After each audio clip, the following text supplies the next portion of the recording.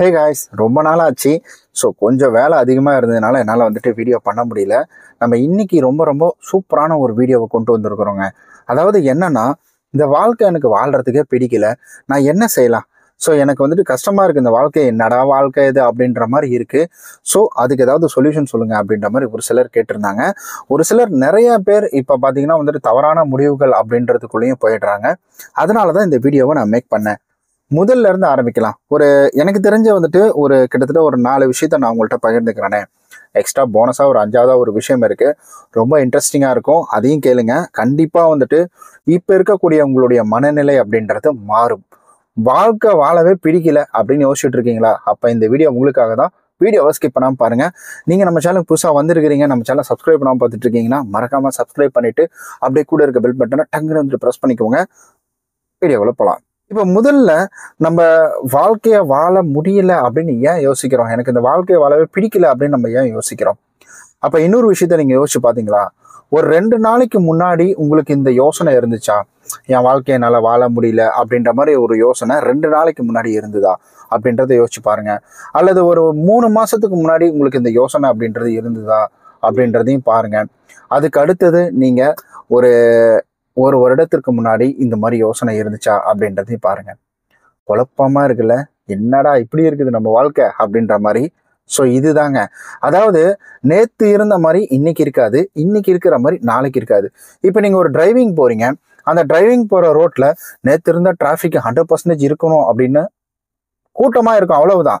ஆனால் அந்த எண்ணிக்கை அப்படின்றது குறைந்து இருக்கலாம், அந்த எண்ணிக்கை ஒருவேளை அதிகமாக இருக்கலாம், எப்படி வேணா இருக்குங்க.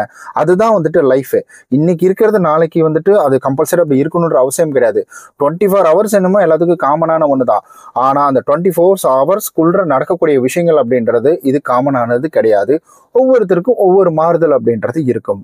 அண்ட் முக்கியமான ஒன்று, ஒரு குறிக்கோளே இல்லாமல் நம்ம இருக்கிறோம் அப்படின்னா, அதாவது வந்துட்டு நான் நாளைக்கு காலையில் வந்துட்டு ஆஃபீஸ் கிளம்பி நேரமாக போகணும், ஏன்னா ஆஃபீஸில் ஒரு முக்கியமான மீட்டிங் இருக்குது. அப்படி இருக்கிற பட்சத்தில் ஸோ நான் என்ன செய்வேன்னா, காலையில் வந்துட்டு எந்திரிச்சு குளிச்சு முடிச்சு நான் வந்துட்டு ஆஃபீஸ் அப்படின்றது நேரமாக கிளம்பி போவேன். எனக்கு அங்கே ஒரு குறிக்கோள் அப்படின்றது இருக்குது. ஆனால் நான் காலையில் எந்திரிச்சு வேலைக்கும் போக மாட்டேன், வீட்டில் தான் இருப்பேன். எனக்கு என்ன, எவ்வளோ ஆனாலும் ஒரே நாள் தான் அப்படின்னு நீங்கள் இருந்தீங்கன்னா இது போன்ற சலிப்புகள் அப்படின்றது உங்களுக்கு வந்து சேரும். வாழ்க்கை சலிப்பாக தாங்க போவோம். ஒரு இலக்கு அப்படின்னு இருந்தால் தான் அந்த இலக்கை நோக்கி நம்மளால ஓட முடியும். இலக்கே இல்லாமல் நம்ம ஓடணும் அப்படின்னா, அதாவது வந்துட்டு 2 விரலில் ஏதாவது ஒரு விரலை தொட, இதில் ஏதாவது ஒரு விரலை தொட அப்படின்ற மாதிரி தாங்க. அதாவது 2 விரலை காட்டி ஏதாவது ஒரு விரலை தொடணும் அப்படின்னா நமக்கு சான்சஸ் இருக்கு. அப்போ நம்ம ஒரே விரலை காட்டி நீ வந்துட்டு ஏதாவது ஒன்று தொடு அப்படின்னா அப்போ சான்சஸே நமக்கு இல்லை. அப்போ வந்துட்டு வாழ்க்கை போர் அடிச்சிடும். இப்போ நீங்கள் எப்படி வந்துட்டு வெறும் ஸ்வீட்டாகவே சாப்பிட்டுக்கிட்டே இருந்தீங்க அப்படின்னா கண்டிப்பாக உங்களுக்கு போர் அடிக்கும், கடுப்பாக இருக்குமோ அதே போல தாங்க.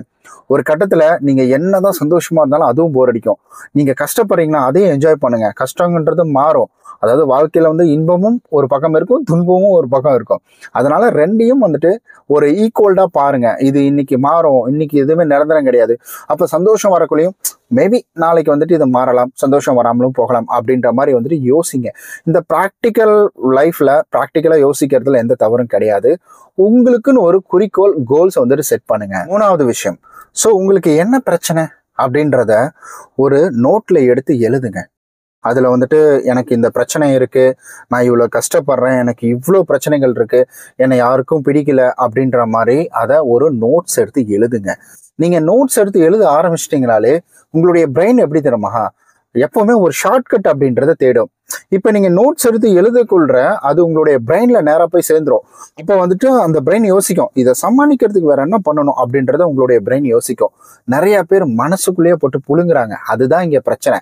ஸோ நீங்கள் மனசுக்குள்ளேயே போட்டு புழுங்குறதுனால அது வந்துட்டு பெருசாக எக்ஸ்போஸ் ஆகாது, உங்களுடைய பிரெயினுக்கு அது தெரியாது, உள்ளே தான் இருக்கும். அது ஒரு சப்கான்சியஸ் மைண்ட் அப்படின்ற மாதிரி சொல்லுவாங்க பார்த்தீங்களா, அதுக்குள்ள போகாது.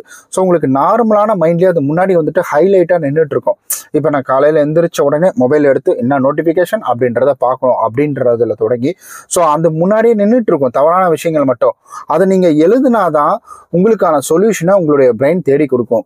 உங்களுக்கு ஒரு விஷயம் தெரியுங்களா, இந்த உலகத்தில் இருக்கிற அனைத்து விஷயங்களையுமே ரெக்கார்ட் பண்ணி உங்களுடைய பிரெயினில் வந்துட்டு நீங்கள் ஸ்டோரேஜ் பண்ணிங்கன்னா எப்படி தான் இருக்கும், அதை கிட்டத்தட்ட வந்துட்டு பல கோடி வருடங்களுக்கு உட்காந்து நம்ம பார்க்குற மாதிரி இருக்கும் அப்படின்னு சொல்கிறாங்க. அப்போ கூட உங்களுடைய பிரெயினில் 70% ஸ்பேஸ் இருக்கும் அப்படின்னு சொல்றாங்க. அதாவது இடம் இருக்கும் அப்படின்னு சொல்றாங்க. நம்ம 12 ஜிபி 5 ஜிபி வெறும் 500 எம்பிக்கு தான் நம்ம வாழ்ந்துட்டு இருக்கோம்னு நினைக்கிறோம். நம்ம அதெல்லாம் டிபி 2P எல்லாம் தாண்டி போயிடுச்சுங்க. நம்மளுடைய பிரெயின்லாம் அவ்வளோ அப்கிரேடு நம்மளுடைய பிரெயின். அதை சரியா நம்ம யூஸ் பண்றதே கிடையாது. ஏங்க ஏபிஜே அப்துல் கலாம் அவர் வந்து என்ன சொல்லியிருக்காரு, என்னுடைய வந்துட்டு மூளையில நான் பெருசாலாம் பயன்படுத்தவே கிடையாது, என் மூளையவே சொல்லப்போனா நான் பயன்படுத்தவே கிடையாது, ரொம்ப சின்னதாக தான் நான் பயன்படுத்தியிருக்கிறேன், இன்னும் பெருசா பயன்படுத்தலை அப்படின்னு சொல்லியிருக்காரு. அப்ப அவ்வளோ சாதிச்சவர், அவ்வளோ பண்ணவர், அவரே வந்துட்டு இந்த வார்த்தையை சொல்லக்கூட அப்ப நம்மலாம் ஒரு புள்ளி கூட வச்சிருக்க மாட்டோம்னு நினைக்கிறேன். முதல்ல உங்க வந்துட்டு பிரெயினுக்கு வேலை கொடுங்க. எதா இருந்தாலும் உங்களுடைய பிரெயினுக்கு எடுத்துட்டு போங்க. பிரெயினுக்கு எடுத்துட்டு போனோமா எழுதணும், இல்லை அதை பத்தி பேசணும். ரெண்டுல ஏதாவது ஒண்ணு நீங்க செய்யுங்க. 4வது விஷயம், ஸோ இங்க கஷ்டம் அப்படின்றது எல்லாருக்குமே இருக்கும். எனக்கு மட்டும்தான்டா கஷ்டம் இருக்குது அப்படின்ற மாதிரி உங்களை மட்டுமே ஒரு வித்தியாசமான ஆளா பார்க்காதீங்க. உங்களுக்கு மட்டும்தான் கஷ்டம் இருக்கு அப்படின்றது இங்க கிடையவே கிடையாதுங்க. இங்க எல்லாருக்குமே கஷ்டம் இருக்குது, எல்லாருக்குமே கடன் இருக்கு, எல்லாருக்குமே குடும்பத்துல பிரச்சனை இருக்குது, எல்லாருக்கும் எல்லா விதமான பிரச்சனைகளும் இருந்துட்டு இருக்கு. அதை அவங்க எப்படி சமாளிக்கிறது, அதுல இருந்து எப்படி வெளியில வர்றது அப்படின்ற ஒரு யுக்தியை கண்டுபிடிச்சிட்டாங்க. ஸோ அவங்க பிரச்சனையை அவங்க பார்த்துட்டாங்க. இதுதான் என் பிரச்சனையா, ஓகே என் வண்டியில வந்துட்டு பெட்ரோல் இல்லை, அதுதான் பிரச்சனை, நான் கண்டுபிடிச்சிட்டேன், இப்போ நான் பெட்ரோல் போட்டா என் வண்டி ஓட ஆரம்பிச்சிடும், அவ்வளவுதானே. அந்த மாதிரி வந்துட்டு உங்களுடைய பிரச்சனையை கண்டுபிடிங்க. இல்லை அந்த பிரச்சனை கூட சேர்ந்து வாழ கத்துக்கோங்க.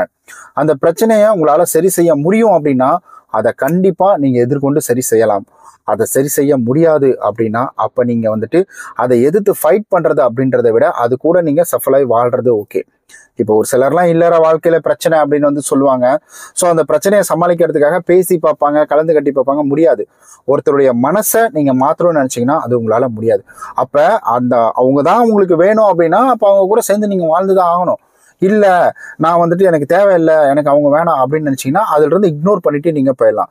அப்ப உங்களுடைய பிரச்சனையும் நீங்க அது மாதிரி வந்துட்டு பாருங்க. அதை மாற்ற முடியும்னா இறங்கி போராடுங்க, அதுக்கான சொல்யூஷனை தேடுங்க. அதை மாற்ற முடியாதுன்னா அதை முடியாதுன்ற ஒரு அக்செப்டன்ஸை நீங்க எடுத்துக்கோங்க.